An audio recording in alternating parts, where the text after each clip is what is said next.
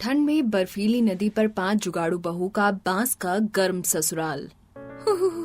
आज तो कल से भी ज्यादा ठंड है। अच्छा हुआ हमने कल ही हमारा बांस का घर बना लिया, वरना तो इस ठंड में हम कुल्फी की तरह जम जाते। बिल्कुल सही कह रही हो जीजी आप। पता नहीं पूजा और रितु दीदी कपड़े कैसे धो रही होंगी। ठंडी हवाएं चल रही हैं, हल्की हल्की स्नोफॉल हो रही है और इस खराब मौसम में पूजा और रितु दोनों नदी के किनारे बैठकर कपड़े धो रही हैं। वहीं अनन्या और नेहा अपने बांस के घर में बैठकर बांस से सजावट का सामान बना रही हैं। अनन्या की सास शांति बिस्तर पर सो रही है और ससुर मोहन चाय की चुस्की ले रहे हैं। ठंड में गर्मा गर्म चाय पीने का मजा ही कुछ और है। आहा, नेहा बेटा, पूजा और रितु का काम अगर हो गया हो तो उन्हें भी चाय पीने के लिए बुला लो। नेहा पूजा और रितु को चाय पीने के लिए मिलने जाती है। तब हे राम, इतनी ठंड में इस बर्फीले ठंडे पानी से कपड़े धोने में तो मुझे मौत आ रही है। अभी तो आधे से ज्यादा कपड़े धोने बाकी हैं। मेरे हाथ तो अभी से लाल हो गए। मेरा भी वही हाल है। वो भी क्या दिन थे जब हम ऐशो आराम की जिंदगी जीते थे। उस वक्त तो हम कभी नॉर्मल पानी से भी कपड़े नहीं धोते थे। हम कपड़े वॉशिंग मशीन में धोते या लॉन्ड्री में देते। वो भी क्या जिंदगी थी। उस वक्त की बात मत करो रितु। अभी तो कपड़े इस ठंडे पानी से धो धोकर मेरे नेल्स खराब हो गए हैं और मैनिक्योर पेडिक्योर के भी पैसे नहीं हैं। आपको अपने नेल्स की पड़ी है। अगर हमने जल्दी नहीं किया तो नदी के साथ हम भी जम जाएंगे। पूजा यहाँ किसी ऐशो आराम वाली जिंदगी की बात कर रही है। क्या हुआ इन 5 जुगाड़े बहुओं के साथ जो ये बांस के घर में रहने लगी? क्या ये लोग एडवेंचर करने आए हैं या इनके साथ कुछ बुरा हुआ है? ये जानने के लिए चलते हैं फ्लैशबैक में। अनन्या दीदी, मनाली आने का आपका प्लान बहुत ही अच्छा था। मनाली के इतने सुंदर नज़ारे देखने के बाद अब इस बर्फीली वादियों में बर्फ से खेलने में बड़ा मजा आ रहा है। कितना सुंदर नजारा है। मनाली आकर पूजा बहुत खुश है और वो बर्फ में बच्चों की तरह खेल रही है। ये हंसी वादियाँ, ये खुला आसमां, आ गए हम कहाँ है मेरे साजना। अनन्या ने पीच पिंक कलर की साड़ी, ओवरकोट और बड़े बूट्स पहने हैं जिसमें वो बहुत ही खूबसूरत लग रही है। पूजा दीदी, अनन्या दीदी, आप लोग तो यहाँ आकर मुझे ही भूल गए हैं। मेरे साथ भी तो एंजॉय कीजिए। देखिए वहाँ मनाली के ट्रेडिशनल कपड़े मिल रहे हैं। हम उसे पहनकर फोटो खींच सकते हैं और वीडियो बना सकते हैं। क्या सच में? तो चलो चलकर वो कपड़े ट्राई करते हैं। हाँ चलिए दीदी। मैं तो कब से ये कपड़े पहनकर खरगोश के साथ वीडियो बनाकर अपने इंस्टा पर डालना चाहती थी। कविता, अनन्या और पूजा तीनों ट्रेडिशनल कपड़े रेंट पर देने वाले आदमी के पास जाती हैं। भैया, ये ट्रेडिशनल कपड़े कितने के हैं? बहन जी, ये कपड़े बेचने के लिए नहीं है।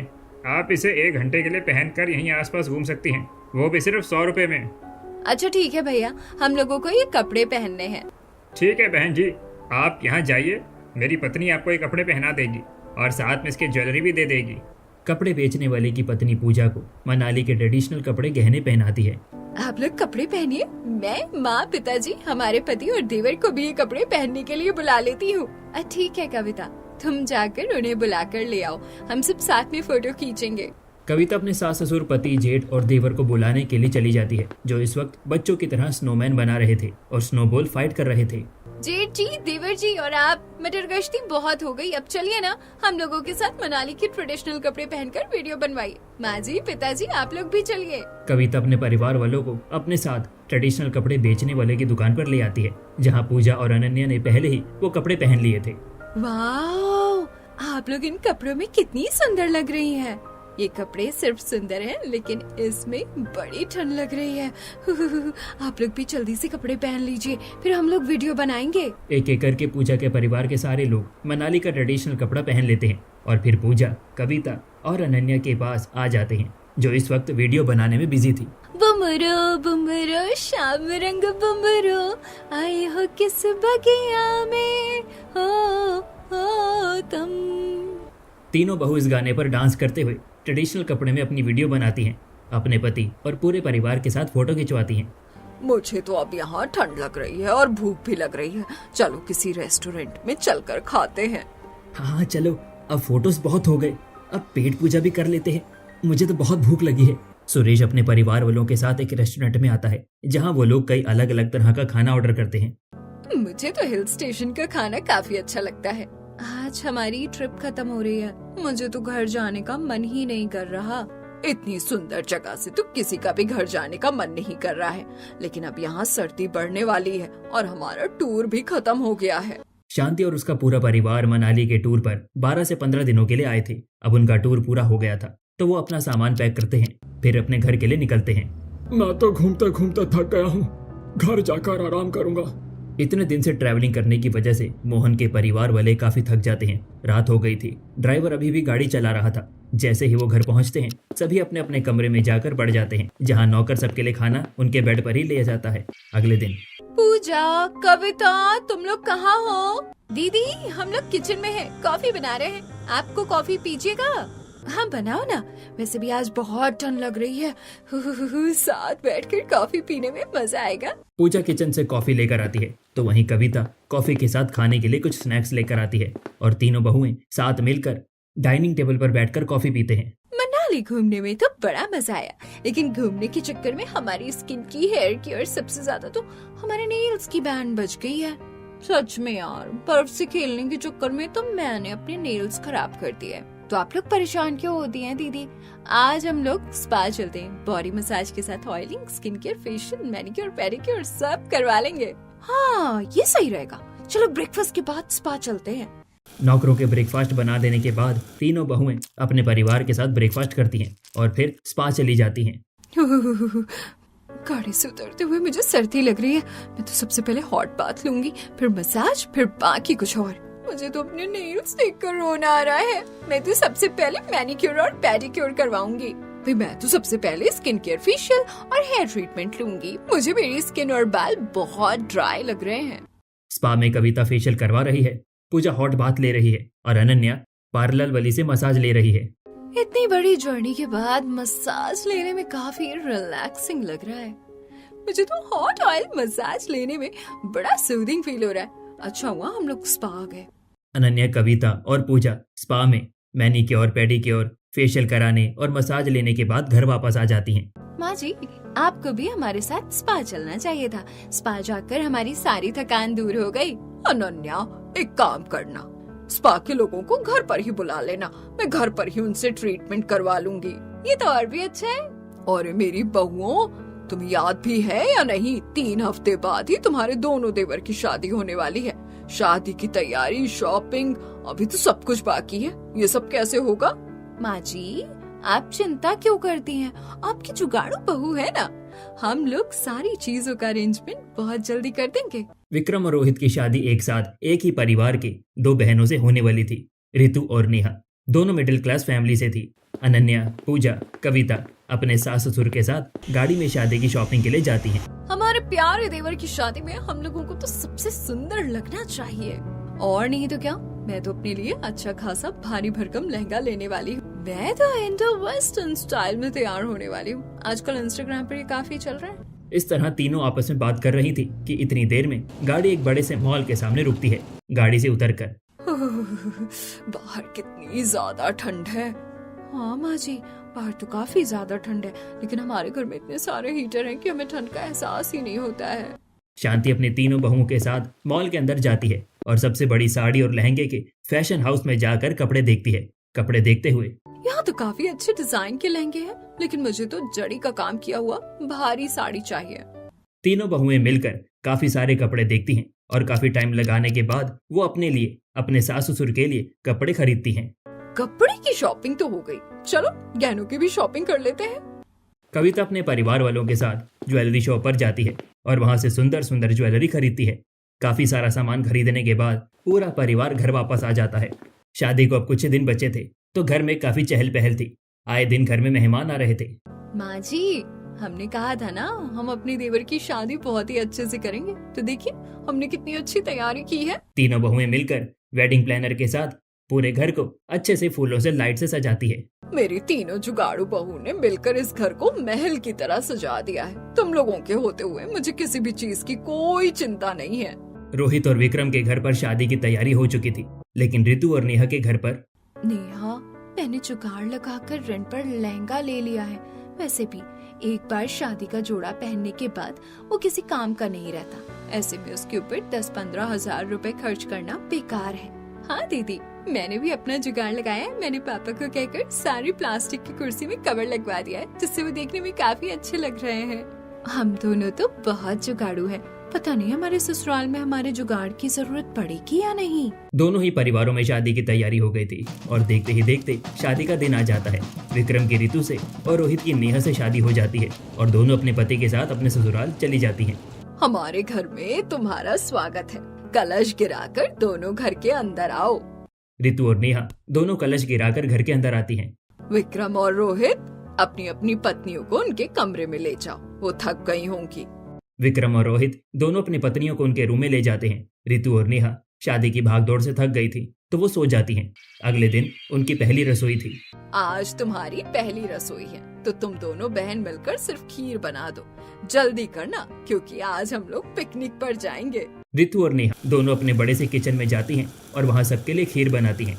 ऋतु और नेहा की बनाई खीर सभी को बहुत ज्यादा पसंद आती है। नौकरों ने पहले ही नाश्ता तैयार कर दिया था तो वो सभी नाश्ता करने के बाद पिकनिक पर चले जाते हैं। मैंने नदी के किनारे बहुत ही सुंदर पिकनिक स्पॉट बुक किया है। आज हम लोग वहीं रहेंगे और वहीं कैंपिंग करेंगे। पूजा अपने पूरे परिवार के साथ गाड़ी में मस्ती करते हुए पिकनिक स्पॉट पर पहुंचती है, जहां का नज़ारा बहुत ही सुंदर था। नदी के किनारे ठंडी हवाएं चल रही थी, लेकिन पेड़ पर लगे फूल बहुत ही सुंदर लग रहे थे। कितनी खूबसूरत जगह है, यहाँ तो बोट भी है। चलिए हम लोग बोटिंग करते हैं। नेहा और उसके परिवार के साथ कुछ नौकर आए थे तो वो टेंट लगाते हैं और वहीं पांचों बहुएं अपने पति के साथ बोटिंग करने के लिए जाती हैं। बोटिंग के दौरान देखो वहाँ बांस का घर, वो पानी में डूब क्यों नहीं रहा? दीदी, बांस बहुत हल्का होता है, वो पानी में डूबता नहीं है, इसीलिए लोग नदी के किनारे बांस का घर बनाकर रहते हैं। 5 बहुएं थोड़ी देर तक बोटिंग करने के बाद वापस अपने स्पॉट पर आती हैं। वो लोग वहाँ टेंट में रहते हैं, रात में आग जलाकर कबाब बनाकर खाते हैं और बहुत एंजॉय करते हैं। एक दिन पिकनिक मनाकर पूरा परिवार घर वापस आ जाता है। पिकनिक से घर आने के बाद अब तो शादी भी हो गई और हम लोग घूम कर भी आ गए हैं। अब हमें अपने काम पर ध्यान देना चाहिए। पापा, मैंने मैनेजर से बात कर ली है। हमारी गैर मौजूदगी में उसने अच्छे से कंपनी को संभाला है, लेकिन आज से हम लोग कंपनी जाएंगे और अपना काम देखेंगे। मैंने एक क्लाइंट से मीटिंग भी फिक्स कर ली है। वो इंटरनेशनल क्लाइंट है तो हमें उनसे काफी बड़ी डील मिल सकती है। मेरे बच्चे अब मेरी तरह 2 कदम आगे सोचने लगे हैं। इस तरह थोड़ी सी बातचीत करने के बाद डाइनिंग टेबल पर पूरा परिवार बैठकर नाश्ता करता है और फिर पांचों बेटे मोहन के साथ कंपनी चले जाते हैं। चलो अच्छा है, हमारा काम अच्छे से हो रहा है। मोहन का मछली सप्लाई करने का बिजनेस है। वो बहुत बड़े स्केल पर मछलियों को सप्लाई करता है। उनकी मछलियाँ इंटरनेशनल भी सप्लाई होती हैं। पापा, जिस इंटरनेशनल क्लाइंट के साथ आज हमारी मीटिंग थी वो सक्सेसफुल रही है। हमें ऑर्डर मिल गया है और अच्छा खासा मोटा एडवांस भी मिला है। यह तो बहुत अच्छी खबर दी है तूने विक्रम। अब हमें बस टाइम पर उनका ऑर्डर सप्लाई करना होगा। ये ऑर्डर काफी ज्यादा बड़ा था, इसीलिए मोहन के पांचों बेटे बहुत मेहनत कर रहे थे और मोहन भी उनकी हेल्प कर रहा था। एक दिन शाम को सभी कंपनी में काम कर ही रहे थे। मोहन कंपनी में घूम घूम कर सबका काम देख रहे थे कि अचानक उनके दिल में दर्द होता है। मोहन चिल्लाते हुए बेहोश हो जाता है। मोहन के पांचों बेटे उन्हें हॉस्पिटल लेकर जाते हैं। मोहन की पत्नी और उनकी पांचों बहुएं भी अस्पताल आती हैं। अस्पताल पहुंचने के बाद जब डॉक्टर मोहन को एग्जामिन करते हैं तब मोहन जी काफ़ी सीरियस कंडीशन में है। उन्हें हार्ट अटैक आया है। ऐसी हालत में उन्हें बिल्कुल भी स्ट्रेस मत दीजिएगा और ना ही उन्हें कोई काम करने दीजिएगा। ठीक है डॉक्टर, हम पापा का अच्छे से ख्याल रखेंगे और उन्हें किसी भी तरह का स्ट्रेस नहीं होने देंगे। लेकिन भैया, उस इंटरनेशनल प्रोजेक्ट का तब क्या होगा? उस प्रोजेक्ट को हम लोग संभाल लेंगे और देखना ये प्रोजेक्ट कामयाब होगा। मोहन के पांचों बेटे उनकी गैर मौजूदगी में कंपनी को अच्छे से संभालते हैं, पहले से भी ज्यादा मेहनत करते हैं। मोहन के अस्पताल में भर्ती होने की खबर जब उनके बड़े भाई को पता चलती है तो वो मोहन से हॉस्पिटल मिलने के लिए आते हैं। मोहन, तुझे क्या हो गया? तू अपना ख्याल क्यों नहीं रखता? अब तू बिल्कुल भी चिंता मत करना, मैं हूं ना। जब तक तू ठीक नहीं हो जाता तब तक मैं कंपनी संभालूंगा। भैया, मुझे आपके ऊपर भरोसा है।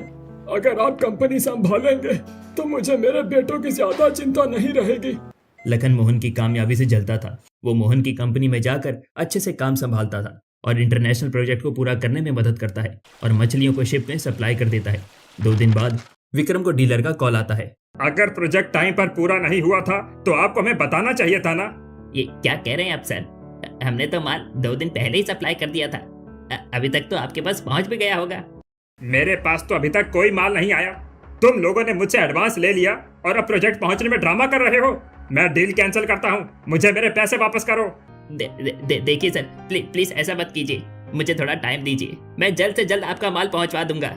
विक्रम जब इन्वेस्टिगेशन शुरू करता है तब उसे पता चलता है कि उसके बड़े पापा एक नंबर के फ्रॉड है और उन्होंने ही माल डीलर के पास पहुंचने से रोका है। साथ ही वो एडवांस के पैसे लेकर भाग गए हैं घर पर। हे भगवान, हम तो लुट गए, हमारे अपने ही हमारे दुश्मन बन गए। मुझे तो इस लखन पर जरा भी विश्वास नहीं था, लेकिन तुम्हारे ससुर जी इन पर इतना विश्वास करते थे। अब हम लोग क्या करेंगे, कहाँ जाएंगे? डीलर को पैसे देने के लिए तो हमें हमारा घर, कंपनी सब कुछ बेचना पड़ा। एक दिन में ही हम लोग बेघर हो गए। लखन के फ्रॉड करने की वजह से मोहन और उनका पूरा परिवार सड़क पर आ जाता है। अब उनके पास रहने के लिए कोई जगह नहीं थी।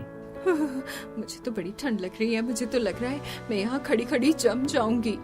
कविता, संभालो खुद को, हम लोग चलकर किराए पर घर ढूंढते हैं। रास्ते में ठंडी ठंडी हवा चल रही है, हल्की हल्की स्नोफॉल हो रही है और इस ठंड में मोहन और उनका पूरा परिवार घर की तलाश में यहाँ वहाँ घूम रहे हैं। एक मकान में। क्या हमें कोई कमरा किराए पर मिल सकता है? क्यों नहीं, लेकिन आपको 30,000 एडवांस देने होंगे। इतने पैसे तो अभी हमारे पास नहीं है। अरे जब जेब में पैसे ही नहीं है तो मकान देखने के लिए क्यों आयो भाई? जाकर किसी अनाथ आश्रम में रहो ना, मैंने कोई धर्मशाला थोड़ी ना खोल रखी है। मकान मालिक की बात सुनकर रोहित और उसके परिवार वालों को काफी बुरा लगता है। वो लोग कई मकानों में जाकर किराए के घर पर रहने के लिए पूछते हैं, लेकिन कोई भी उन्हें किराए पर घर नहीं देता है। माँ जी, पिताजी, मुझे नहीं लगता कि बिना एडवांस के कोई हमें घर किराए पर देगा। शाम होते होते ठंड काफी ज्यादा बढ़ गई है, हम लोगों को बाहर नहीं रहना चाहिए। मुझे तो बहुत ज्यादा ठंड लग रही है। पिताजी, क्यों ना हम ऑर्फनेज में जाकर रहें? वैसे भी हमने वहाँ काफी डोनेशन दिया है, वो लोग हमें रहने की जगह जरूर देंगे। अनन्या की बात सभी को सही लगती है और वो ऑर्फनेज में जाते हैं। मोहन जी, आप तो हमारे ऑर्फनेज के सबसे बड़े ट्रस्टी हैं, आपकी ऐसी हालत कैसे हो गई? ऑर्फनेज की औरत बड़ी ही भली औरत थी, इसीलिए मोहन उन्हें अपने साथ हुए फ्रॉड के बारे में बताते हैं, जिसे सुनकर वार्डन को बहुत बुरा लगता है। वो मोहन और उनके पूरे परिवार को ऑर्फनेज में रहने की जगह देती हैं। देखते ही देखते 1-2 दिन बीत जाते हैं। मुझे तो यहाँ रहने का बिल्कुल भी मन नहीं कर रहा है। इस ऑर्फनेज में रहने वाली औरतें जब से हम आए हैं तब से हमें परेशान कर रही हैं। ये औरतें मुझे अपने पहने हुए फटे पुराने कपड़े पहनने को देती हैं। दीदी, ये लोग तो मुझसे अपना सारा काम करवा रहे हैं। आपको पता है, कल मैंने नदी के पास जाकर बर्फ जितने ठंडे पानी से हमारे परिवार के कपड़ों के साथ साथ इन लोगों के भी कपड़े धोए थे। ऑर्फनेज में रहने वाली औरतें कविता और उसके परिवार के साथ बुरी तरह पेश आ रही थी और उनसे अपने सारे काम करवा रही थी। इसीलिए पिताजी, मुझे लगता है अब हमें यहाँ से चले जाना चाहिए। हमारी वजह से शायद इन लोगों को तकलीफ हो रही है। अनन्या बहू बिल्कुल सही कह रही है जी। हमने इस ऑर्फनेज को इतना दान दिया है, लेकिन यहाँ की औरतें हमारे साथ अच्छे से पेश नहीं आती हैं। अगर तुम लोगों को यहाँ रहने में परेशानी हो रही है तो चलो, हम लोग यहाँ से चलते हैं। मोहन अपने पूरे परिवार को लेकर ऑर्फनेज से निकल जाते हैं। रास्ते में मुझे तो बहुत ज्यादा सर्दी लग रही है और शरीर भी तप रहा है। हमने ऑर्फनेज तो छोड़ दिया है, लेकिन हम जाएं तो कहाँ जाएं? अनन्या दीदी, पूजा दीदी, मैं आप लोगों को बताना भूल गई थी कि जब मैं नदी पर कपड़े धोने के लिए गई थी तब मैंने नदी के पास एक टापू देखा था जहाँ बांस का जंगल था। मुझे लगता है हम लोग बांस का घर बनाकर रह सकते हैं। तुम्हारा आइडिया तो काफी अच्छा है। हम जब पिकनिक पर गए थे तो हमने लोगों को बांस के घर में रहते हुए देखा था, तो हम भी उनकी तरह बांस का घर बनाकर रह सकते हैं। नेहा की बात मानकर सभी लोग नदी के किनारे जाते हैं। अरे, यहाँ तो कितना घना बांस का जंगल है। हम लोग यहाँ पर आराम से बांस का घर बनाकर रह सकते हैं। नदी जम चुकी है तो हम इस पर धीरे धीरे चलकर नदी के उस तरफ जा सकते हैं। मोहन और उनका पूरा परिवार जमी हुई बर्फीली नदी को धीरे धीरे चलकर पार करते हैं और फिर बांस के जंगल में आ जाते हैं। अब तो शाम ढल चुकी है, अभी हम बांस का घर नहीं बना सकते हैं। आज हमें जैसे तैसे करके यही सोना पड़ेगा। मुझे तो बड़ी जोरों की ठंड लग रही है, ठंड से हाथ सुन पड़ गए हैं। अनन्या दीदी बिल्कुल सही कह रही हैं, आज तो हमें यहीं रहना पड़ेगा, लेकिन हम लोग बांस को जलाकर गर्मी पैदा कर सकते हैं। नेहा और रितु मिलकर जुगाड़ से बांस को जलाती हैं और पूरा परिवार आग के आसपास बैठ जाता है। मुझे बोलने में अच्छा नहीं लग रहा, लेकिन बड़ी भूख लगी है। पापा जी, आपको भूखे रहने की जरूरत नहीं है। मैं हम सब के लिए बैम्बू सूप बना देती हूँ, ये शरीर के लिए बहुत ही अच्छी होती है। रितु ने ऑर्फनेज से निकलते हुए कुछ मिट्टी के बर्तन अपने साथ रख लिए थे। वो उसमें से हांडी निकालती है और फिर उसमें बम्बू सूप बनाकर सबको पीने के लिए देती है। बैम्बू सूप तो काफी अच्छा लग रहा है। इस तरह पूरा परिवार बम्बू सूप पीकर आग के आसपास ही सो जाता है। अगले दिन अनन्या दीदी, कविता, ऋतु, नेहा, उठो, हम लोगों को अपने बांस का घर भी बनाना है। पूजा की आवाज सुनकर चारों बहुएं उठती हैं और बांस का घर बनाने में लग जाती हैं। पांचों बहुएं मिलकर सबसे पहले घर बनाने के लिए गड्ढा खोदती हैं। गड्ढा खोदते हुए तो मेरे नेल्स खराब हो रहे हैं। बर्फीली तूफान में जमकर मरना नहीं है तो हमें बहुत मेहनत करनी पड़ेगी। जल्दी से बांस का घर बनाना पड़ेगा। आप सही कह रही हो दीदी। पांचों बहुएं बांस का घर बनाने में लगी थी तो वहीं उनके पति बांस से नाव बनाकर काम ढूंढने के लिए चले जाते हैं। मोहन की तबीयत ठीक नहीं हुई थी, इसीलिए वो आराम करते हैं और शांति उनका ख्याल रखती है। इतनी देर में गड्ढा खोदने के बाद आखिर हमारा एक काम हो गया। अब हमें बांस काटना होगा। धीरे धीरे मौसम ठंडा हो रहा है तो जितनी जल्दी हो सके हम लोगों को अपना काम कर लेना चाहिए। ठंडी ठंडी हवाएं चल रही थी। गड्ढा खोदने के बाद पांचों जुगाड़ू बहुएं कांपते हुए पत्थर से कुल्हाड़ी बनाकर उससे बांस काटती हैं। बांस काटने के बाद पांचों जुगाड़ू बहुएं मिलकर बांस को रस्सी से अच्छे से बांधती हैं ताकि घर की दीवार बन सके। अच्छा हुआ आज हमने शाम होने तक कम से कम अपने घर की दीवार तैयार कर दी। हम पांचों भाई तो काम ढूंढने के लिए गए थे, लेकिन हमें काम नहीं मिला। लेकिन नदी में मछलियां थी तो हम मछली पकड़ कर ले आए हैं। ये आपने बहुत ही अच्छा किया। कम से कम हमें भूखे नहीं रहना पड़ेगा। अनन्या और ऋतु मिलकर मछली को आग में पकाती हैं। नेहा और कविता सबको मछली खाने के लिए देती हैं। ठंड बहुत ज्यादा थी, इसीलिए परिवार वालों को गर्मा गर्म मछली खाने में मजा आता है। पूरा परिवार खाना खाकर आग के पास ही सो जाता है। अगले दिन मैं माँ जी के साथ मिलकर घर की नींव तैयार करती हूँ। तब तक आप लोग दीवार, खिड़कियाँ और दरवाजे बनाइए। पूजा और शांति बांस के घर की नींव बना रही थी तो वहीं नेहा और ऋतु बांस की दीवार बना रही थी, जबकि अनन्या और कविता घर की छत बनाने के लिए बांस की छाल जुगाड़ कर रही थी। अब हमारा सारा काम हो गया है, बस हमें दीवारों को जोड़कर घर बनाना है।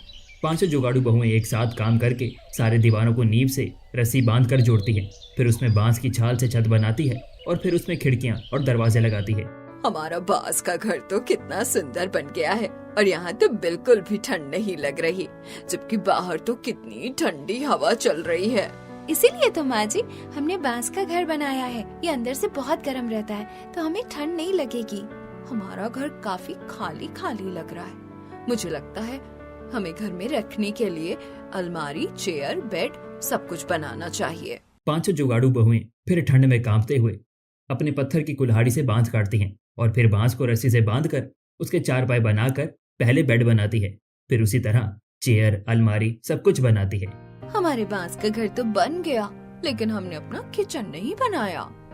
तो चलो किचन बनाते हैं। पांचों जुगाड़ू बहुएं ने पहले ही काफी सारे बांस काट लिए थे तो पूजा और कविता मिलकर उसे रस्सी से बांधकर अपनी रसोई की दीवार बनाती हैं, जबकि नेहा और अनन्या रसोई की नींव बनाती है और ऋतु बांस के छाल को रस्सी से बांधती है। हमारी रसोई की दीवार, नींव और छत तो बन गई, बस इसे जोड़ना है।